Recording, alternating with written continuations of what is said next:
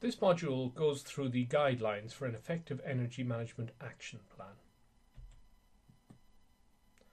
The action plan takes a systemic approach to continual energy performance improvement, setting specific energy performance objectives and targets. The majority of the actions in the plan will result from significant energy uses and energy conservation opportunities identified by the energy review. Before an action plan can be established, an energy review must be conducted to establish the true energy situation and identify areas needing improvement. An effective action plan is a set of improvement actions with specific objectives and targets, incorporating recommendations derived from that energy review. Here are the definitions of a plan and planning from businessdictionary.com. The energy review is part of the energy planning process. It starts with the planning inputs. From the inputs, analysis and investigation, energy conservation opportunities are identified. That's the major task of an energy review. The energy review will provide you with an accurate appreciation of your organization's energy situation. It identifies what must be done to improve energy performance. It establishes the foundations for the energy management system's operational strategy. It sets targets and the methods to achieve those targets. And finally, the energy review highlights actions to be decided on in the management review. The energy review identifies items for the action plan such as ECOs, enhanced monitoring systems and procedures, training, awareness programs, communication strategies, procurement strategies, performance improvement procedures, control procedures, project management issues, and legal and other requirements. And here are the energy manager's responsibilities when it comes to the action plan. You take the lead in establishing the plan and implementing it, and you're responsible for the documentation that ensures all activities are controlled and recorded in accordance with the action plan. You're responsible for the arrangement of the objectives and targets set by participating units, and you set the time frame for completion.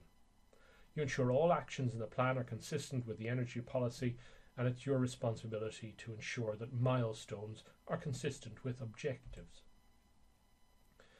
When setting targets, you need to take account of significant energy uses within each EAC, as well as levels of metering equipment, data quality, especially for significant variables that are not directly metered, such as production volumes, available staff resources, including internal and external experts, financial and operational constraints, including budgets, legal and regulatory constraints, forecast changes in demand for the end product over the target period, and possible technological changes over the target period.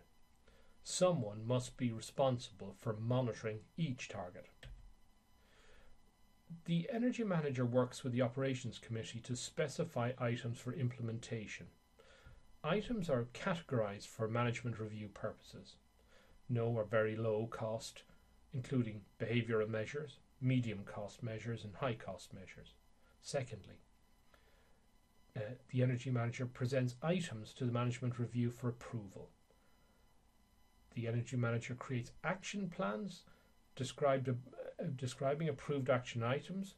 The action plan should identify who's responsible, the means and time frame for targets, how changes in energy performance will be verified, and the action plan must be documented and approved by management. The Energy Manager should pay particular attention to keeping close relations with the Operations Committee's members to ensure actions are properly managed, regardless of whether they can be implemented at no cost or at high cost. They should also pay attention to maintaining management awareness and project visibility through frequent management reviews and creating effective documentation to evidence what has been approved for action. In summary, an action plan must be documented with performance indicators in place and targets set. The actions must be defined, including what is to be done, how, by whom, and by when, with a method of verification.